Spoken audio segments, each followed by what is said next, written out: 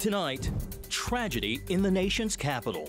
The president responds after a deadly mid-air collision between a commercial airline and a military helicopter moves into a new phase. In moments like this, the differences between Americans fade to nothing compared to the bonds of affection and loyalty that unite us all.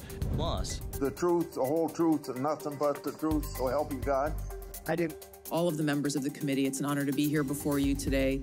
3 of President Trump's more controversial nominees seeking to sway Senate skeptics in their bids for confirmation. I am not going into the agency with any reasons. That's kind of a yes or no question.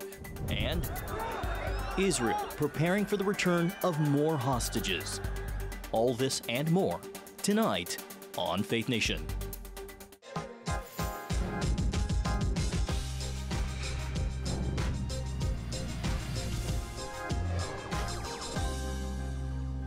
A horrific scene on the Potomac tonight as crews move ahead with a major recovery mission. In Washington, I'm John Jessup. Welcome to Faith Nation. Well, tonight, more questions than answers as crews work around the clock to pull dozens of victims of a mid-air collision from the Potomac River. No one aboard the American Airlines passenger jet or the military chopper survived last night's accident right off of Reagan International Airport. The airliner carried 60 passengers and 4 crew members. 3 soldiers were on board the Army helicopter. So far, teams have recovered at least 28 people from the frigid waters. The National Transportation Safety Board is leading the investigation, trying to locate the black box to find out why the collision occurred. We have not recovered any of the boxes involved yet. We feel comfortable and confident that we will be able to. Right now, recovery of life is probably most important in those that were involved. I mean, there are still ongoing recovery efforts involving the fatalities involved, along with some debris is coming out as well. Well, this is the deadliest commercial plane crash in the United States in more than 15 years. CBN's Wendy Griffith has more. The search for survivors is now a recovery mission after a commercial airliner collided with an Army Black Hawk helicopter mid-air while approaching Reagan National Airport Wednesday night. A live stream from an EarthCam web camera capturing the moment of impact, a fireball lighting up the sky. Both aircraft then crashing into the Potomac River, making rescue efforts difficult. The water that we're operating in is about 8 feet deep. There is wind, there is pieces of ice out there, so it's just dangerous and hard to work in. Authorities say the jet was inbound from Wichita, Kansas, and making its final approach to Reagan with 60 passengers and 4 crew members on board. Officials say 3 Army soldiers were on the Black Hawk. Ari Schulman was driving home when he looked up and saw the plane falling from the sky. It was illuminated bright yellow underneath, and there was a spray of sparks on the underside of the plane, and I knew something was wrong. Emergency personnel rushing to the scene. Overnight, officials scrambling boats and divers in the darkness, hoping to pull any possible survivors out of the frigid water. The investigation now underway as officials try to determine what happened. Tragically, last night, a mistake was made. And I think the president is right. There was some sort of an elevation issue that we have immediately begun investigating at the DOD and Army level so that it does not happen again, because it's absolutely unacceptable. The mayor of Wichita asking for prayer. We really want to ask each and every Wichitan, Kansan, and American to pray for everyone involved in this incident.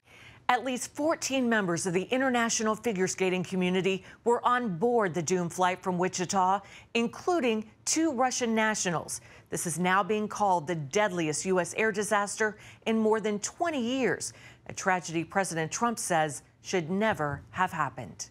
Wendy Griffith, CBN News. Thank you, Wendy. And here with us now is Todd Flannery, a retired Navy captain and a former Navy helicopter pilot. Todd, welcome to you. I want to ask, with your experience and your background serving in the military, I wonder what goes through your mind when you see and hear the events that unfolded on the Potomac. Yeah, thanks, John, and thanks for having me here.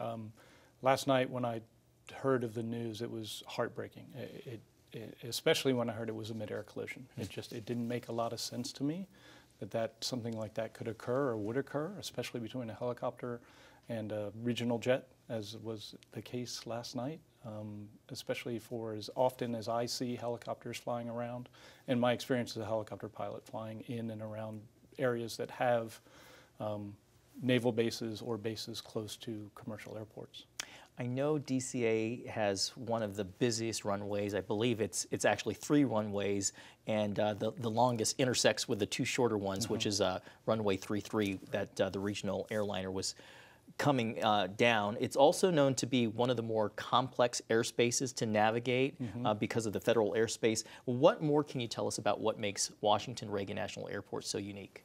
I think, as you mentioned, it's just the density of the air traffic that's here and the restrictions that exist for the airplanes with the national monuments, the Pentagon, the White House, everything that's there in our area. So just the required timeliness, communication, and adherence to procedures make it a really difficult area to, I shouldn't say difficult, just a very challenging area to operate, where you always have to be paying attention to radio calls and be ready to maneuver your aircraft as directed by air traffic control. Earlier today, Transportation Secretary Sean Duffy said that both the helicopter and the commercial jetliner were operating in standard flight patterns. The question for me is, to avoid another incident like this and to boost public confidence, does that mean that the standards need to be changed or at least re-examined?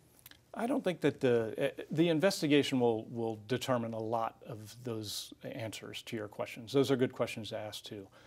From my experience, I don't think that the standards have to change. They're there to space air traffic control and to give a sense of, not a sense, but to be able to have consistency and predictability in how aircraft are handled and maneuvered around the airspace. You mentioned runway 33, so they were landing to the north last night, so all the aircraft would be vectored to the south to come up to the north along a standard path there. So being able to continue with that, I don't think that will change. The interaction potentially between helicopter traffic and commercial traffic, that potentially could change, but the investigations that are ongoing, and I thought that Secretary Duffy did a really nice job this morning explaining his priorities and what is owed to the American people following something like this. We're short on time, but I want to ask you real quickly your final thoughts and the big takeaway, and then maybe as a second follow-up for people who are traveling, asking, is it safe to board a flight? I'll answer the last question first. And I think the answer is yes. This, as you mentioned in your opening, this is the first major airline accident in the last 15 years. And I think the investigation will, as I mentioned, will get down to the root causes of this. So I believe that air traffic is still the best way and the safest way to travel. All right, Todd Flannery, thank you so much for lending your time and your expertise with us tonight. We really appreciate it. John, you're welcome. Very good. Have a great night. Thank you. Well, President Trump has been briefed about the collision and offered his condolences to the crash victims and their families during a White House press briefing. Senior White House correspondent Kelly Wright was there, and he joins us now live. Kelly, what stood out to you from President Trump's remarks? Well, John, the first thing that stood out to me was how he opened up his first press briefing inside the James Brady briefing room here at the White House. He opened it up by stating to the members of the media, the reporters, that he wanted a moment of silence, and we all observed that moment of silence. And then from his prepared remarks, he talked about how last night, which he witnessed via television and through cameras that they had at the White House, how he witnessed a dark and tragic night. But then he also stated that we are a nation now in mourning. Both as Americans and even as nations. We are one family, and today we are all heartbroken. We're all searching for answers. That icy Potomac, it was a cold, cold night, cold water. We're all overcome with the grief for many who have so tragically perished, will no longer be with us. Together we take solace in the knowledge that their journey ended not in the cold waters of the Potomac, but in the warm embrace of a loving God. Yeah, John, that was very moving to a lot of people in the room, and certainly the president acting at that particular point as the consoler-in-chief. John?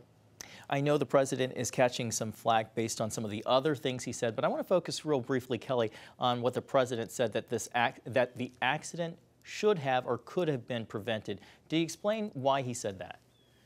Yeah, he had a couple of reasons for saying that. He said, one, it's based on common sense. He talked about the fact that it was a clear night, that the pilots should have been able to see. But as we heard through Secretary of Defense Pete Hegseth, the pilot might have been wearing night goggles. That will be investigated by the NTSB. The president then went on to talk about the fact that he believed that because of that clear line of sight, that they should have been able to avoid the plane, and then he also mentioned that they should have been on a different altitude, not on the same altitude levels as they were flying and as the plane was getting ready to land. And then the president took a political stand. He went to DEI, citing the Obama administration and the Biden administration for its DEI practices, stating that that could have had something to do with air traffic control. He was looking at that as well. And then in saying that, he talked about how his executive order last week to eradicate the federal government of DEI practices will be one that will help them seek the best and brightest minds to serve as air traffic controllers. But there was some pushback on those speculations. Watch this. On DEI and the claims that you've made, are you saying this crash was somehow caused and the result of diversity hiring? And what evidence have you seen to support these claims? It just could have been. We have a high standard. We've had a much higher standard than anybody else. And there are things where you have to go by brain power, you have to go by psychological quality. And psychological quality is a very important element of it. These are various very powerful tests that we put to use, and they were terminated by Biden. And Biden went by a standard that's the exact opposite. So we don't know. We don't know. It's speculation, and of course the NTSB, John, as you mentioned at the top of the program, is investigating this. That is a it's a bipartisan, nonpartisan arm of the federal government. They will investigate this aviation disaster that took place, and they will find the answers. It will take some time. They need to get those black boxes. But the bottom line is this. When the president opened up, he talked about that moment of silence. He talked about the families. And then, of course, he's getting a lot of criticism for going political with the DEI subject content that some people felt was not the appropriate time to discuss. But speculation continues and the investigation continues. Indeed, the investigation does go on. CBN White House correspondent Kelly Wright. Thank you so much, Kelly. Sure. Well, also today in Washington, confirmation hearings continue for the president's cabinet, including former House Democrat turned Republican and now his nominee for Director of National Intelligence, Tulsi Gabbard. Capitol Hill correspondent Michelle London joins us with more. Michelle, Gabbard has been seen as perhaps one of Trump's most vulnerable nominees. Yes, and during opening statements, John, Gabbard vowed that if confirmed, she would lead by example, check her own personal views at the door, and commit to delivering intelligence that is collected, analyzed, and reported without bias, prejudice, or political influence.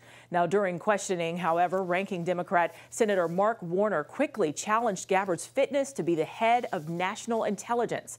He called out Gabbard's previous quotes touting Edward Snowden as a brave whistleblower. Brave. Please join my bipartisan legislation calling for charges to be dropped against him. Do you disagree that legislation was not appropriate? Do you believe he is brave or not? Yeah, back those words? Once again, Senator, Edward Snowden broke the law. Republican senators, including committee chair Tom Cotton, expressed their support for the nominee, and Joni Ernst, a retired National Guard commander, praised Gabbard's combat background. A key issue for Warner and other Democrats has been Gabbard's stance criticizing FISA, the federal law allowing the government to collect and analyze foreign intelligence information within the U.S. She's called it an overreach. I sat down with Senator Mike Rounds recently. He says he met with the nominee and told me that after looking at recent FISA reforms, she now supports it. And when it comes to her 2017 meeting with the Syrian president, I don't walk in assuming that just because you meet with someone who is an adversary, that you're necessarily doing it for the wrong reasons. I think in some cases, we actually have the opportunity to impact them as well. And so I give her the benefit of the doubt that she went in there with the right reasons. The benefit of the doubt. Senator Rounds also told me he's comfortable with Gabbard moving through the process. We'll just have to wait and see, John. All right. CBN Capitol Hill correspondent Michelle London. Thank you so much, Michelle. Well, senators also grilled Kash Patel, President Trump's pick to lead the FBI. As expected, Democrats brought up past statements about Patel's so-called enemies list and also questioned his qualifications to be confirmed as FBI director. Former Attorney General Bill Barr said, "This nominee has virtually no experience that would qualify him to serve at the highest level of the world's preeminent law enforcement agency," end quote, "and we would never be able to command the respect necessary to run the day-to-day operations of the Bureau." That's for the deputy position. Former CIA Director Gina Haspel was reported threatening to resign rather than have this nominee serve under her. Republicans, though, came to the nominee's defense and praised him for seeking to reform the FBI, which Chairman Charles Grassley described as an agency in crisis. Patel also defended himself against attacks he labeled as false information. Simply this, Senator. In the collective, all of those statements are taken out of grotesque context. And anyone that thinks my 16 years of service isn't exemplary on how I would proceed if confirmed as FBI is intentionally putting false information into the public ether and creating more public discourse. The only thing that will matter if I'm confirmed as a director of the FBI is a de-weaponized, depoliticized system of law enforcement completely devoted to rigorous obedience of the Constitution and a singular standard of justice. If confirmed, Patel would replace Christopher Wray, who held the position for more than 7 years and resigned following the November election. Coming up, Robert F. Kennedy Jr. in the hot seat once again on Capitol Hill. Is he any closer to securing his spot on Trump's cabinet? Next on Faith Nation. Well, welcome back. Another tense confirmation hearing today for Robert F. Kennedy Jr., Trump's nominee to lead the Health and Human Services Department. Vaccines do not cause autism. Do you agree with that? As I said, I'm not going to go into HHS with any preordained. I asked you a simple question, Bobby. The studies all over the world say it does not. What do you think? Senator, if you show me those studies, I will absolutely, as I promised to Chairman Cassidy, I will apologize. That is a very troubling response because the studies are there. Your job was to have looked at those studies as an applicant for this job. That's one moment from today's hearing. Dr. Jerome Adams served as the U.S. Surgeon General in the first Trump administration. He joins us now for more. Welcome to you, Dr. Adams. So today's hearing got a little heated, not just between Democrats and RFK Jr. We also saw a rift between Republican Senators Rand Paul and Bill Cassidy, both physicians in the Senate. I wonder, what was your impression after Kennedy's back-to-back hearings? Well, I went through my own confirmation hearing to be Surgeon General of the United States, and really the point of the confirmation hearing is to survive and advance. And from that standpoint, I would say I'd have to give Kennedy a C. I say that because he struggled in a lot of areas, but that said, he didn't really say or do anything that to me just completely blows up his chance of being able to be confirmed. You mentioned vaccine hesitancy. Kennedy has a long-standing history of vaccine skepticism, and that really was what a lot of people focused on. You saw Cassidy, you saw Senator Sanders and others focus on that. But there were a couple of other areas I want to highlight quickly. Number one is Medicare and Medicaid. RFK Jr. faced significant challenges when discussing these programs, which account for over 80% of HHS's budget, over $1.5 trillion. So his struggle to grasp and discuss these critical programs, which would be under him, raised concerns among several senators. Abortion rights, you saw a lot of jockeying back and forth on that topic because Kennedy has changed his stance on abortion rights quite a bit. So bipartisan, Republicans and Democrats expressed concern. But one that I don't think people are paying enough attention to was the debate back and forth over agriculture and food. Kennedy has proposed significant changes to the U.S. food system, and you saw Senator Grassley from Iowa really take him to task. And out of fear, in many cases, you would think that Kennedy's policies could negatively affect constituencies in corn country and in the Corn Belt. Hey, real quickly, we only have about 30 seconds left. I want to know, if he's confirmed, what do you think his biggest challenge will be in trying to accomplish making America healthy again? Oh, I think his biggest challenge is going to really be, as I mentioned, that Our food industry is entrenched. It's a big part of our economy, and you can say you're going to change things, but it's going to be really hard to do that. Right. He's also going to have to overcome his past comments about vaccine hesitancy. All right. Former Surgeon General Dr. Jerome Adams making time for us tonight. Thank you so much for your insights, and we'll be right back after the break. Well, welcome back. Israel is celebrating the release of 8 hostages who were held captive by Hamas since October 7th, 2023. In exchange, Israel freed more than 100 Palestinian detainees. This is the 3rd hostage release in 2 weeks as part of the Israel-Hamas ceasefire. Agam Berger was paraded on a stage in a Gaza refugee camp before she was finally set free. Berger, the last female observation soldier to be released, was handed over to the Red Cross, transferred to the IDF, and finally reunited with her family. Arbel Yehud and 80-year-old Gadi Moses, who were kidnapped from their homes on October 7th, were also reunited with their families. In a last-minute development, 5 Thai workers were also released. The entire state of Israel embraces you, and so do my wife Sarah and I. This release was achieved first and foremost thanks to our heroic soldiers, and it was also achieved thanks to the firm and determined stance we led during the negotiations. Coming up, wintry conditions transform Niagara Falls. Next on Faith Nation.